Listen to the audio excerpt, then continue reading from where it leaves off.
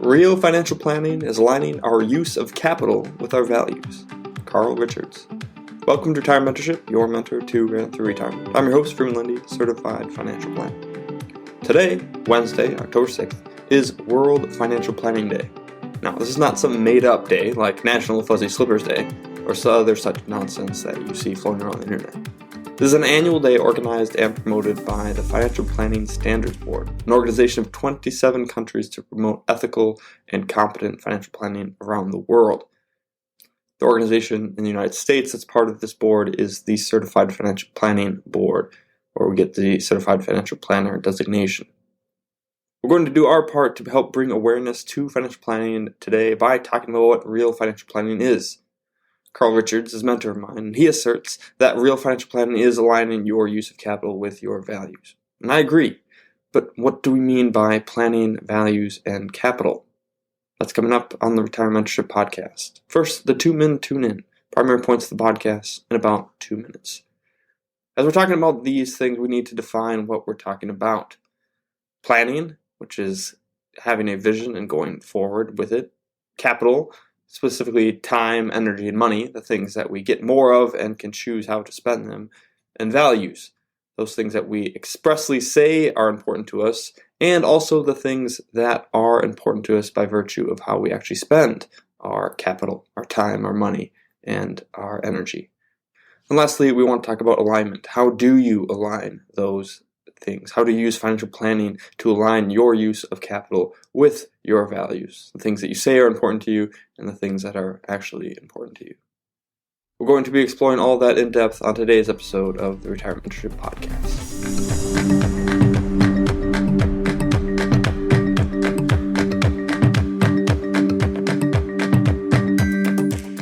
If we're going to use financial planning to align our use of capital with our values, what do we mean by this? Let's look at each in turn. First, planning. You can live life by accident. You can wander through it and hope that things go well. You can let other people determine your days, your weeks, your years, and your life. You take only what's given to you and hope that it all works out. You can be reactionary, taking life as it comes, and you can be passive, not doing anything about it. Or you can plan for a better life. You can create a vision of what you want your life to be in all of its many domains. There are 7 domains in life. They are spiritual, relational, vocational, mental, financial, and recreational. You can have a vision for every part of your life or a vision that encompasses all these parts of your life. You can create goals for how you might bring that vision into reality. You can create a plan to help you achieve those goals. You can stop hoping and you can start planning. On paper, on purpose, figuring out what you want out of life and then a plan to get there. Where are you going and what are you doing to get there? In that list of life domains, you may think that financial planning only applies to the financial portion of it. That'd be short-sighted. Your financial domain funds the other domains of your life. Any of the other domains that cost money, that cost the capital of money, you need your financial domain to help fund. So while financial planning may specifically be in the financial domain of life, it applies to all the others as well. Again, you can be reactionary. You can wander through life, you can hope that good things happen, or you can plan, figuring out what you want and laying out action steps for how to get there. So financial planning helps align our use of capital with our values. What is capital? What are we talking about when we say this? Capital is our resources that we have that we can use towards certain ends. There are 3 types that we're talking about today. Number 1 is time. Time is the one source of capital that we all have the exact same amount of. No one has more time than anyone else. We have 24 hours in a day, 168 hours in a week. It's the great equalizer. Productive use of time multiplies. Those who have spent their time intentionally over days and decades get much more done with their time today than those who have squandered it.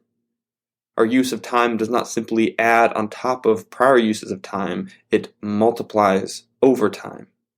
The time will go by anyway, we might as well invest it rather than wasting it.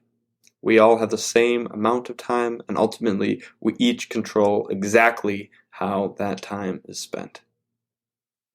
The next capital is energy. Have you ever had a 10-hour workday that flew by and you still felt energized at the end of it? But at the same time, a 30-minute conversation that can drain all the energy right out of you. Energy may be correlated with time, but it's not directly attached. Typically, as we spend our time in our day, we also spend our energy, but not directly. For one, we don't all reset and get the exact same amount of energy at the beginning of each day as we do with time. We get different amounts of energy. Certain activities drain our energy, and some faster than others, while other activities give you energy. Energy can be invested or wasted. Your energy is not just your time, but also your intention and your capacity. The last capital is money. We all have money. Some of us admittedly have much more than others. And the amount that's coming in is attached in some way to the way that we spend our time and energy. The amount going out is similarly attached, although again, not directly. And like time and energy, money can be invested, spent, or wasted. How are we spending our money? How are we spending our energy? And how are we spending our time? This is our uses of capital. And good financial planning is aligning our use of capital, our use of time, energy, and money to align them with our values. So, what are our values? In my opinion, there are two types of values. There are explicit values and implicit values. Explicit values are those values we express to ourselves and to others. These are the things that sound good and that we know we should value. Faith, family, friends, and things like that. Ask anyone what they value and you will get a list of positive qualities. I value friendship. I value hard work. I value loyalty. Whatever it is, they will always be positive things, the ideal versions of ourselves. These are our explicit values, those that we express both to ourselves and to others. But then there are implicit values. These are the things that we truly value, as evidenced by the way we currently spend our capital. Often positive, but sometimes not. And sometimes our implicit values can be far off from our explicit values. We say, for example, I value my relationship with my kids, but our after-work energy goes to our hobby. Because in truth, we don't actually value time with our kids, we value leisure and fun. We say, I value hard work, but we spend 6 hours a day on our phones and on Netflix. Because ultimately, we value entertainment, and we only work so that we can be further entertained. We say, I value my spouse, but our annual spending reports show that we spent less than 1% of our money on any experiences together. Our track time shows that we spent an average of 2 hours per week in quality time together out of 168. And we put zero energy into books, classes, conferences, or even deeply thinking about our marriage and how to make it better. Because implicitly, we value the status we get at our jobs, the personal expenditures and comfort we buy with our money, and a host of other items that we would rather spend our time on. We say we value our spouse, but the way we spend our time, our energy, and our money says otherwise.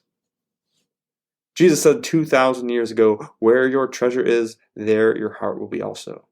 Meaning where you spend your money reveals what you actually care about. Ditto for time and energy. If real financial planning is the aligning of our use of capital with our values, how do we align them? All of this might start to sound like it's outside of the realm of financial planning. How is financial planning supposed to cure the cognitive dissonance we have between what we say we value and what we actually value? This sounds like we need a certified family counselor, not a certified financial planner. To some degree, this is outside the realm of financial planning. But in other ways, it's exactly what financial planning is for. Whether you believe Jesus was God or just some guy, you must admit that he had some brilliant quotes, and the one above is just such a quote. Where your treasure is, there your heart will be also. I believe it has two meanings. Number one, which we already talked about, where you spend your money reveals what's important to you. Regardless of what we say is important to us, where we actually spend our money reveals what truly is. I don't know how we can claim that our spouses are important to us if we spend zero money on them. And if you spend more money on your golf game than you do on your kids, we know which one you care about more. But there's a second meaning. Spend your money deliberately, and those things will become important to you. If you take time to reflect on your explicit and implicit values, you will likely notice a massive gap between them. I think all of us will. But if you reflect further and decide that what you really want most is for your explicit values to be your true values, then the best way to do that is to align your use of capital with those values. You say you value your spouse, and you really want to. Great. Let's plan to budget a greater amount towards activities and experiences just with your spouse. You say that you value time with your kids, and you really want to spend more time with them. Awesome. Let's make a plan to reduce your expenses and maybe even your retirement savings so that you can work less and spend more time with them. You say that you value your church's community and mission, but you're not contributing to it at all. Great.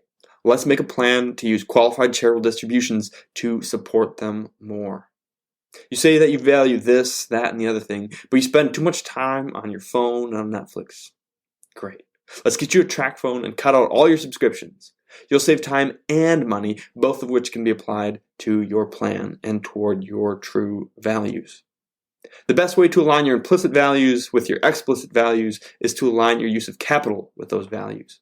And the best way to do that is to make and follow a plan that aligns those uses. I also believe that there are other implicit values that we have that are positive. These too should be incorporated into your plan to support your values. Here are some examples of implicit values that you may have. I believe that I know how to spend my money better than the government does. Great. Tax planning, as a part of financial planning, can help you align your values by reducing the amount going to the government and thereby increasing the amount supporting your true values. Here's another one. I believe that my money and assets should go directly to my children and charities when I pass and not to the greedy hands of attorneys and politicians. Great. Estate planning can help you do that. I believe that I work hard for everything I have and I don't want to lose it all in the event of an accident. Great. Then get the proper insurance. I believe that I want my money working as hard for me as I have for it. Great. Then you need an investing plan. Whether through the technical side of financial planning, tax, estate, insurance, and investment planning, or the qualitative side, such as giving up something now for something else later. Financial planning can help you align your use of capital with your values. It is when we are living up to and living out our values that we find meaning and satisfaction in life. Financial planning can help. So on this World Financial Planning Day, take a step toward living out your values. Start your financial planning journey. We did a series on creating a financial plan starting in episode 24 if you want to find out how to do your own financial planning. Or in episode 33 shows you how to find someone who can help. We'll be back on Friday with some more action items, but in the meantime, think about how you can start spending your capital, your time, your energy, and your money, and have it greater align with your true values. The best way to do that is with a plan. Happy World Financial Planning Day, and we'll see you on Friday.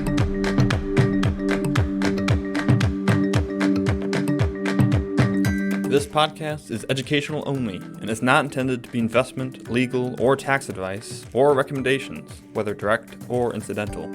Again, this is not investment advice. Consult your financial, tax, and legal professionals for specific advice related to your specific situation. Never take investment advice from someone who doesn't know you and your specific situation. All opinions expressed in this podcast are the opinions of the speakers expressing them. All performance referenced is historical and is no guarantee of future results. All indices are unmanaged and may not be invested into directly.